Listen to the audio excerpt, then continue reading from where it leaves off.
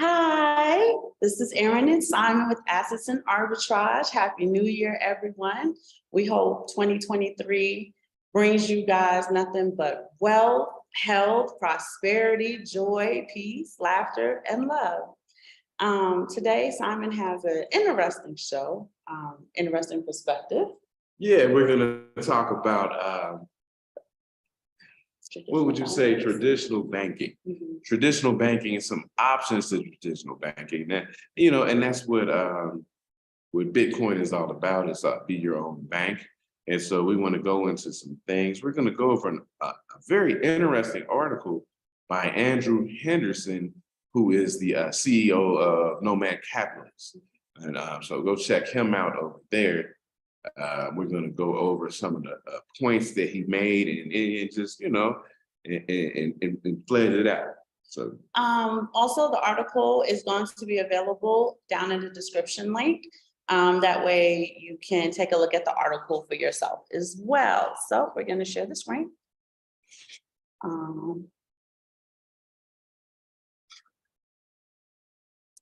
And give me 1 second, you guys. Let's make that big. There we go. So we have here that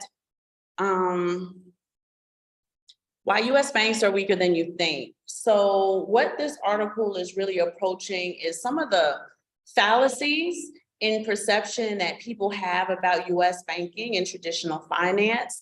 And we're just going to kind of cover some of those things, as well as alternative solutions and resources. So the U.S. is flooded with banks, be it the First National Bank of either state, banks headquartered in another country like TD Bank Group, Bank of America, Bank of New York, and Fifth Third Bank. The nation is home to the investment banking services and investment management services giant, JP Morgan Chase, and the bank holding PNC Financial Services Group, along with asset management national banks. Mm-hmm. There are more institutions offering private banking services as well as public banking services. However, there is a common misconception that the U.S. banks are the benchmark for how strong a bank can be it a commercial bank or private banking or any other sector. And this is likely due to the narrative that the U.S. itself is the strongest country in the world. If you guys have been following our last couple of shows where we talk about the BRICS nations, commodities leaving the U.S., like megatons of gold and silver and other precious metals, then you do understand that the U.S. is no longer holding its rank as one of the strongest countries in the world. The truth is the United States hasn't been the strongest at anything for a while. So even then, you would think that China is probably holding back on military funding or something along those lines. While this might offend some people, the United States has not been that great for a few decades now. And unfortunately, this decline also extends into the banking sector. Banks in the United States have significantly deteriorated over time, and your money just isn't safe there anymore. Now, Andrew Henderson is suggesting that you would close your U.S. bank account and look elsewhere. He's going to discuss the reasons in this article, as well as some of your alternative resources. I'm going to skip that. Let's talk about why the U.S. banks aren't doing that well. So the truth is, the perception of banks in general is more about what looks good. No country wants its citizens to think that their banks will fail. We've grown to imagine banks as entities that aren't fallible. Even during the financial crisis, we find it hard to imagine a scenario where our banks would fail us. But here are some pragmatic reasons for U.S. bank failing that we have seen before. So the one is flawed bank analysis. There needs to be a defined metric to evaluate a bank's performance. And unfortunately, banks do not have a standard metric. Any aspect that would derive a subpar evaluation is never taken into consideration and is often casually ignored. It's highly interesting to note that not one single U.S. bank has made it to the safest offshore bank list for the past 5 consecutive years, bearing just one exception. Yet our belief in the banking system would convince us otherwise. Their analysis has more to do with theory than reality. And over the years, it's proved that bank theory does not correlate to banking profitability or otherwise. So the same would go for US banks. Theorists and analysis could not be bothered. It's a gross misrepresentation of the status of the banking sector in the US in particular. So analysis should be read with caution. Factors that are assessed during the evaluation of any particular US bank must be carefully checked. It must be recognized whether the factors taken into account were of any value to the analysis and whether the result has any representation in the real world. Did you want to say anything? I mean, that's a lot. I mean, you keep going, Keep going, and then okay. we'll tighten it up. Okay. We'll circle it around. Also, number two reason is US government policy. So the US has already nationalized its banking industry such now that it controls the flow and supply of capital. This has happened gradually over the last 2 decades. If you weren't paying attention, you likely missed the attempt. The US government knows that a bank failure would cause a major financial crisis due to the interconnectivity of the market. So to avoid this, the government creates a policy of protecting the banks. For those of you who lived through what happened in 2008, you've experienced that, you've seen it for yourself. The government has to ensure that something is working correctly by giving it extra support, which means there is something wrong. Actions taken by the Fed and government regulations continue to raise red flags. So it begs the question, if everything is going well, why do banks need the government's help? In the last financial crisis, 4 out of 10 US banks failed or received government assistance. Yes. No one cared about the people. Everyone just wanted to make sure that these big companies didn't have to shut down. Okay, so let's go in. I mean, that's what we hear. Crypto network, we're talking about Bitcoin. You know, like a popular saying, be your own bank. So we're talking about how these banks have failures and liabilities and things like that.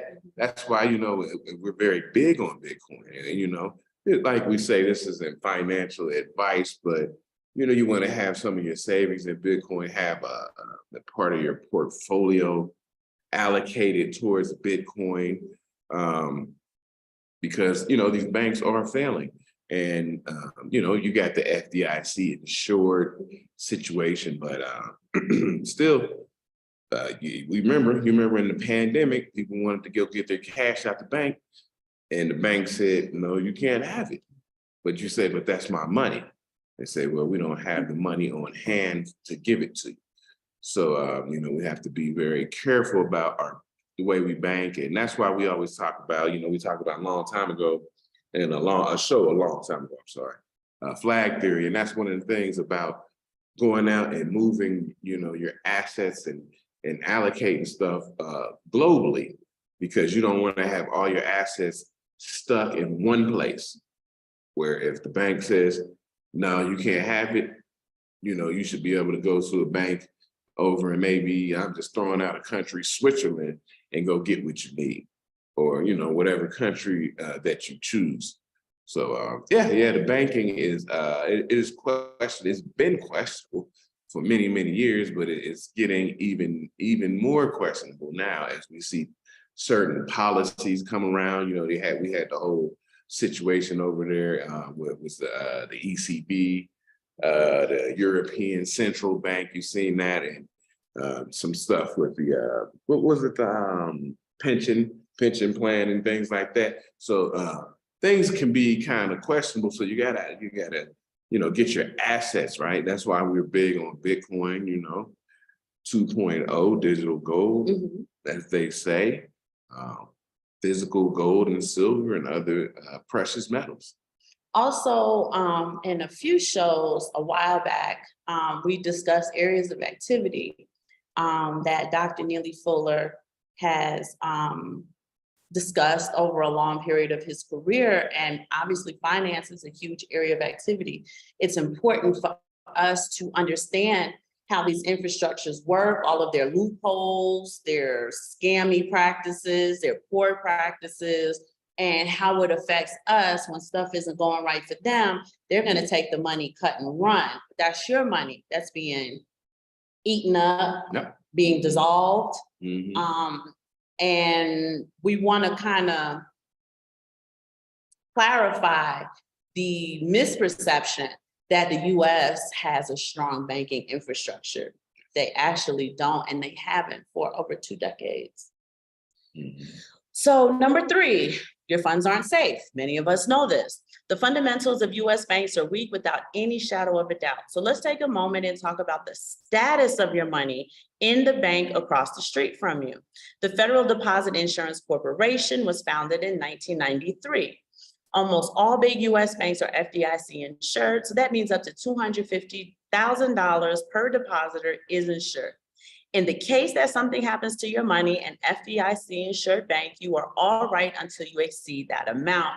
It's also why when we see professional athletes and entertainers, some of them do like to tweet their banking balances. It's ridiculous to see them have 1.4 million, 2.6 million in a checking account because only 250,000 is insured. And this is just sheer ignorance. They don't know.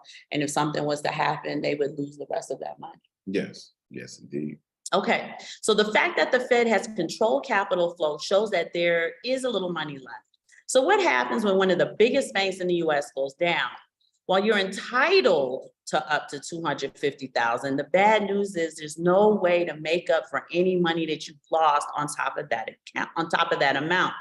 Your bank will collapse at the site of financial crisis, and the system cannot recover any catastrophic fall of any US bank.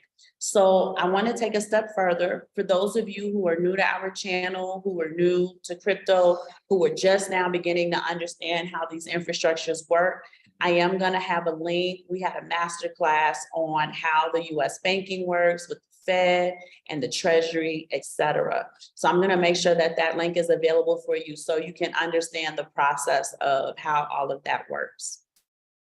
Don't let me forget. Okay. Oops, sorry, you guys. Number 4 is liabilities. So banks have kept more cash on hand to defend themselves against the crisis since 2008. Their balance sheets are currently less stretched than they were in 2007, and not every bank has piled up on CLOs either. However, in December, and this would be 2022, the Financial Stability Board estimated that the average exposure to leverage loans and CLOs for the 30 safest US banks was around 60% of capital on hand. CLOs account for more than 100% of the capital of a few small banks. If the leverage loan market collapses, their liabilities may swiftly exceed their assets. I think we're seeing something similar to that with the FTX thing, how their liabilities are starting to exceed their assets and money is missing. I think they just stole the money, but that's another show. Recent events spell out trouble. So recent events such as the pandemic have made businesses crumble, and US banks are not safe from that. While the government has used banks as a lending tool, enforced and promoted US banks to give out loans to help businesses during the pandemic, it's highly likely that businesses continue to struggle, leading to pressure on US banks. That's leading now to borrowers' default. So I'm just going to hop right there. What happens when the borrowers cannot return loans to the bank? The US bank no longer have the same coverage as they once did. If the number of borrowers defaulting on bank loans continue to increase, banks will have a huge problem on their hands. Even though the Fed has taken the responsibility to keep US banks functioning and afloat, if the current situation continues, it would not be too long before the situation becomes absolutely impossible to manage. Did you want? No. Oh, okay. Yeah. This is primarily not because of how US banks function, but largely due to the current financial situation in the US. That said, US banks have not always been up to the mark in making key decisions, so it would be difficult to dismiss them from any blame. You know, if the housing market gets out of whack, which is what we saw in 2008, stocks are being overvalued, people are taking huge losses, you will start to see the spiraling of financial collapse. Yeah, and like we said, you know, I will reiterate, this is why we talk about Bitcoin, you know, something where you can protect your monetary energy, right? And like we said, we also talk about precious metals because that is another way to protect your spending power, right? Spending power, protect your spending power. So, you know, you see things unwinding. The market, in my opinion, is overvalued. So you'll see some, you're gonna see a pullback, and everybody is projecting some kind of market crash soon. So we have to be wary of that and protect ourselves and protect our wealth and protect the wealth of our family and future generations. Stocks and buybacks. So the reason US banks are fundamentally flawed is due to the nature of their role in US society. Banks are being used to kickstart the economy, with the Fed acting as the bank of banks. How long before the gas runs out is anyone's guess. And in all of this, the act of buying back stocks is a tremendously dangerous one. It further weakens the US backs and harms the system. On the other hand, buying back shares diminishes the capital and the bank's capacity to leverage its balance sheet. The bank will suffer as a result of this. It means the bank will have less raw material to produce and sell. Furthermore, stock repurchases reduce the bank's secular growth rate of earnings and its current value. The reality is that US banks, boards, and executives feel that financial engineering is essential to long-term investors rather than developing the firm. This is hurting bank equities greatly. The pledge to buy back stock is also an admission that the banks don't know what to do next. Should they expand? Should they offer more services? These are the questions they should be asking themselves. But because the fundamentals of that determine profits are deteriorating, bank equities are doing poorly. However, the equities are doing worse than projected due to the failure of the consensus theory of bank stock investing. So we gave you 7 reasons why US banks aren't as strong as society would perceive it to be. And I wanted to say one thing on what she said.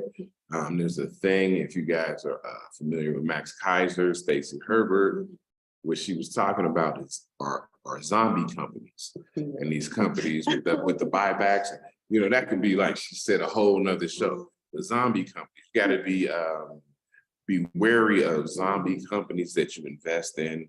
You know, I can name some, I'm not gonna put them out there like that, but yeah, zombie companies are a problem as far as investors and people who putting their money in the stock market and buying different stocks that may be a zombie company. So y'all let me know if we need to talk about zombie companies, because man, they're problematic. But that would be a good show, I think. Yeah, Well, let's work on it and develop it and see what we come up with. okay. So of course, Simon's been telling you guys, he's been shouting from the rooftops for a long time, Bitcoin, precious metals. That is the most convenient way for you to kind of diversify, basically hedging a bet against the US dollar and US banking. We're seeing that the infrastructure is a lot weaker than many may perceive it to be. I know a lot of people in the crypto community don't have a lot of faith in traditional finance. Shout out to the Jump Out girls. We love y'all. They're jumping out of traditional finance. You guys should check their show out. They are incredible. But Andrew Henderson, his whole platform is basically about globalizing your portfolio. Yes. And it's one of the reasons why we follow him, why Habib was the one who discovered him, and he's been following him for a long time. He introduced him to me just probably a few years ago. But he's basically telling you the best way to globalize your portfolio. So here are the countries with the best offshore banks. I'm not going to go into a lot of detail. You guys have the article here. You can read it for yourself. But we are going to go through some of the hot points. The first one on the list is Germany. So one of Germany's banks is ranked first in the global finance and their most current list of safest banks in the world. Germany has 3 more spots in the top 10 with 6 infrastructures in the top 50 list. That should give you a bit of confidence if you decided that you wanted to kind of maybe offshore some of your capital. Here's something that's important. Because Germany is a sophisticated and contemporary country, account users have 24/7 access to cutting edge online banking instead of branch banking and ATM services. So in many circumstances, you do not need to be physically present to Germany to create an account. You will have a few nuances because you are an American citizen. And we do want to make something clear. We're going to read this list of these great offshore banks, but just understand from a practical level, it is difficult to open up accounts overseas. And a lot of times you do need a significant amount of capital to do it. It's not like your bank across the street where you can open an account for $25 or sometimes for free. Yeah, I mean, and we've mentioned this before, but let's run it down again. It was FACTA, Foreign Account, what is it? FACTA, Foreign Account Tax Compliance Act. The reporting. And that made it hard because now foreign banks had to report to the United States about people who have open accounts. And that's what made it hard to start opening accounts now. That's what made it where you need a significant amount of capital. Because before you could go over there, you know, $250, $500 to open a bank account in, I don't know, say let's Costa Rica. But now with FACTA, you know, unless you have a significant amount of money, they don't want to take on the liability because there's heavy penalties against you if you don't report about American, United States citizens having bank accounts. So that was one of the easiest ways to, as we used to talk about, planting flags, just planting flags and, you know, diversifying your life portfolio. Also, because they have so much reporting to do, the application process can be a bit nuanced, bureaucratic, and often tedious. So we don't want to, I'm sorry, you guys. we don't want to, it's John. We don't want to romanticize the ease in opening an account because opening accounts in the US is relatively easy. So we just wanted to make that clear as we go down the list. The next country on the list is Belize. Belize offers a way for you to safely keep your money and get great interest rates too. The actual interest rate in Belize is at 2.3%. The inflation rate was at 0.8% at the end of 2020 and is expected to be 0.66% in 2021. So this is a greater interest rate than the other nations, including the US and Canada. So if you want to put your money into an account with high interest rates, Belize is a great choice. Also Turkey, Azerbaijan, and Cambodia. However, in terms of asset security, Belize is a much more stable economy over Turkey, Azerbaijan, and Cambodia. So, and we want to speak on this, we're going to mention this again, we've gone there. You have to be careful where you put your US dollars because they can freeze your account. You know, we've talked about this, you know, legendary Bitcoiner Michael Saylor talked about putting $1 million in a bank in Argentina. It froze his account, devalued the currency, and then he lost 90% of his capital. So you got to be careful also, you know, be measured with the things you're doing, you know. I wouldn't, you know, don't put everything that you have in these type of situations because you never know. You never know what can happen, but these are just options where you can, you know, have something offshore that's safe, you know, and you know, you can get some return, ROI return on your investment. Do you remember the twins who interviewed with Andy Sheckman? Can you remember where their family members put their million? Because remember they lost all of it. You know what country that was? Can you recall? I want to say it was Lebanon, but I could be wrong. I couldn't remember if they were Lebanese or if they deposited their money in Lebanon. But anyway, so again, we're not romanticizing these things. We are telling you to do your due diligence. One more point that Simon often makes is that we talked about Belize being a very stable country. These countries can become destabilized on the drop of a dime. Right? Today, everything's great. And then all of a sudden there's a coup, there's an assassination, there's, you know, a lot of things that you being a stranger of the country aren't aware of. You're not seeing the writing on the wall. And then all of a sudden the country's destabilized and you can lose your money. So yeah, especially these smaller countries, you know, so sometimes you might want to, you know, you have to just, like she said, do your due diligence. You might want to look at a larger country that will be more stable and can't be destabilized as fast as some of these smaller countries. Like a Germany. Yeah. So, you want to just, you know, keep that in mind. And this is just about building your life and your world portfolio. Also, I personally think that the research is a character development, don't you think? Just kind of understanding how, we are so sorry, you guys. Just think about how, it's John, we'll call him back. Just think about how, understanding the infrastructure of how your local economy works, and then trying to understand the nuances and the infrastructure of global different countries and the banking in their country is really good for character development. It helps you to be more strategic. It helps you to understand the macroeconomics of our global world better. So even if you have absolutely no intention whatsoever in offshoring your money, you should just kind of look into it just to see how these little things work and how they relate to how things work for us, right? Because you might be able to forerun a trend moving forward, right? Maybe not today, maybe not tomorrow, but maybe 5 years from now, you're able to front run a trend because you kind of see and understand how things work. The next country on the list is Switzerland. Switzerland has over 200 financial organizations, making up a very sophisticated banking sector. As of 2018, the Swiss banking network total assets are expected to exceed $7 trillion. That's US dollars, guys, with foreigners controlling around half of it. Wow, that's awesome. But we all understand the Swiss bank, right? We knew that growing up as children.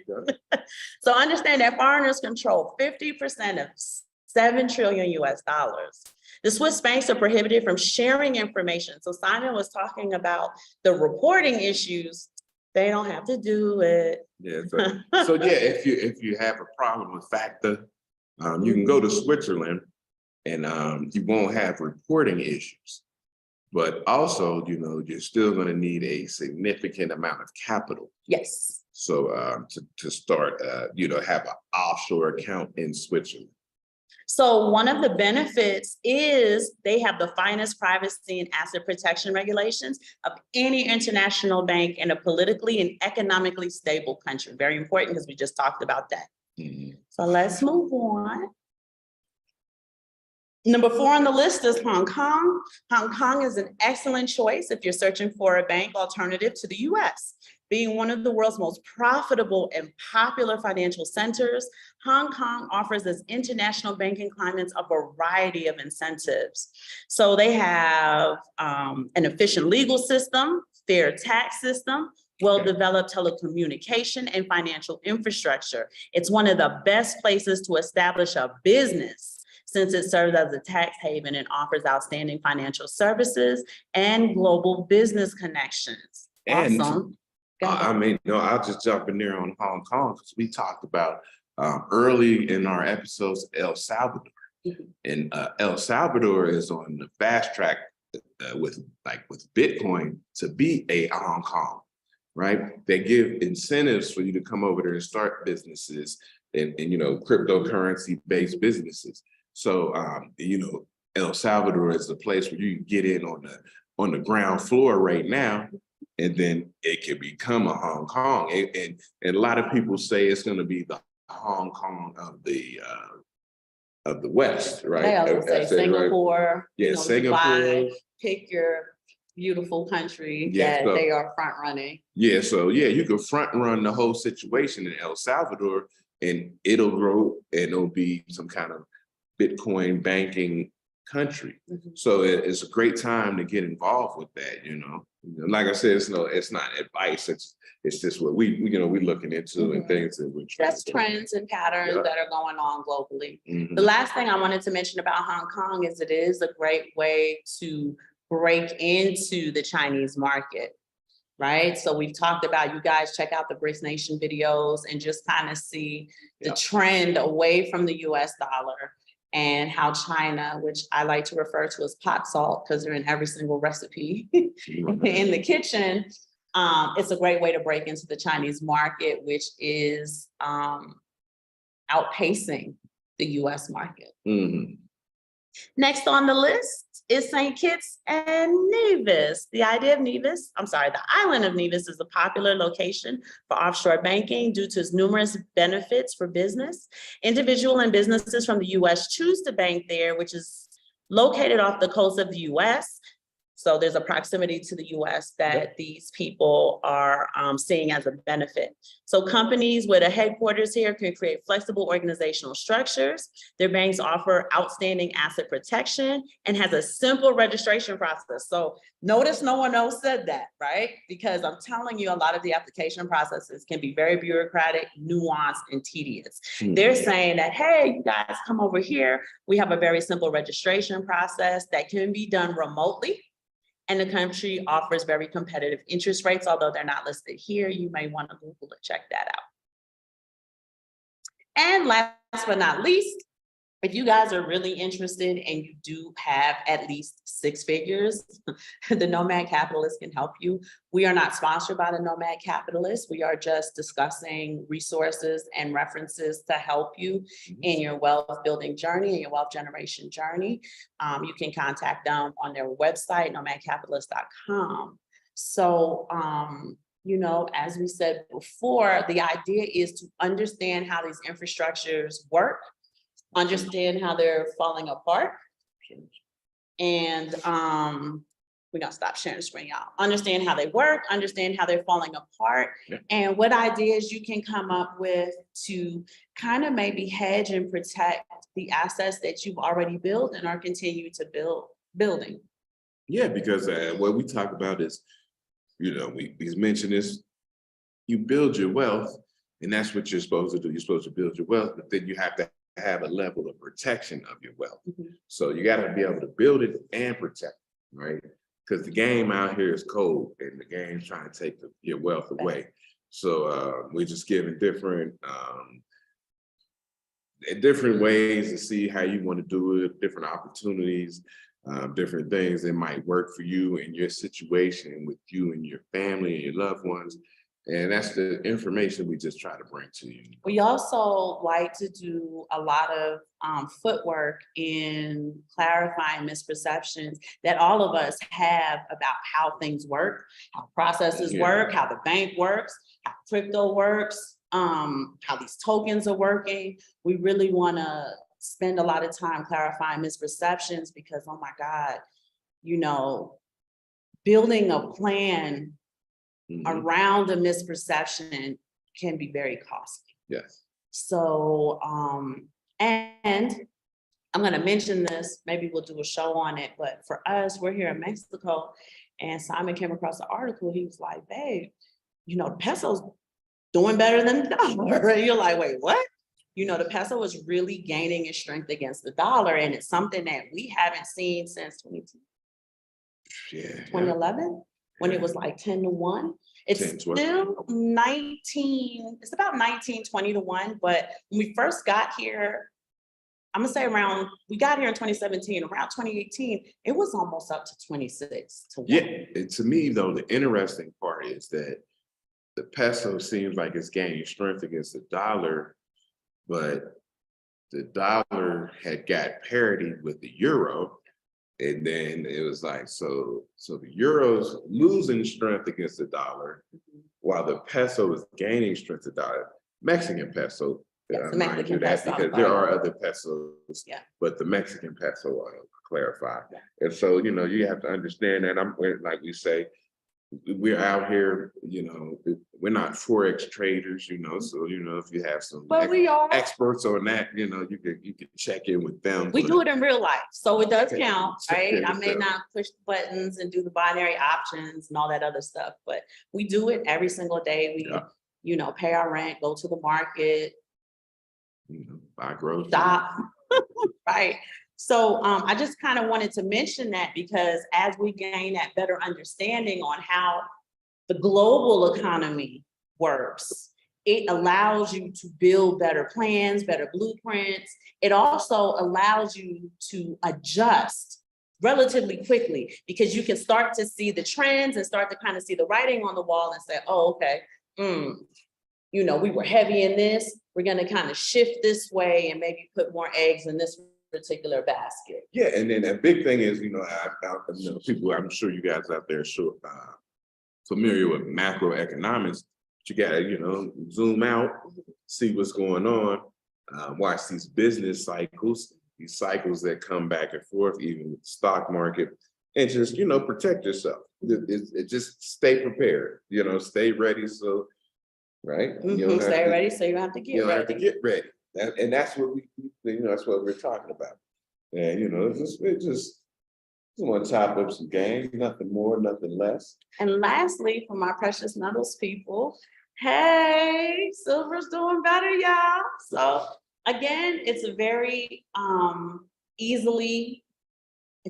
easy to build your precious metals portfolio, right? Silver is still very economic. Yes. Okay, I'm not asking you to buy a kilo of gold, right? You buy an ounce of silver every week, every month. You just did it once a month, right? We don't sell silver, so I'm not trying to sell you anything, but we are trying to put you on the game. It's a wealth that can be easily transferred to your children, grandchildren, godchildren, siblings. If God forbid you were to pass away, it is wealth that can be immediately transferred with no probate, no this, no that, no the third. Yeah, and we had about a month ago, we had on CEO Andy Shackman, and he tells you that gold and silver is wealth, right? So it is wealth. No matter how much you have of it, you have a little bit, you got a lot. It's wealth. Yeah. So it's a way to build wealth. And like she said, whatever, once a week, every 2 weeks, every paycheck or something.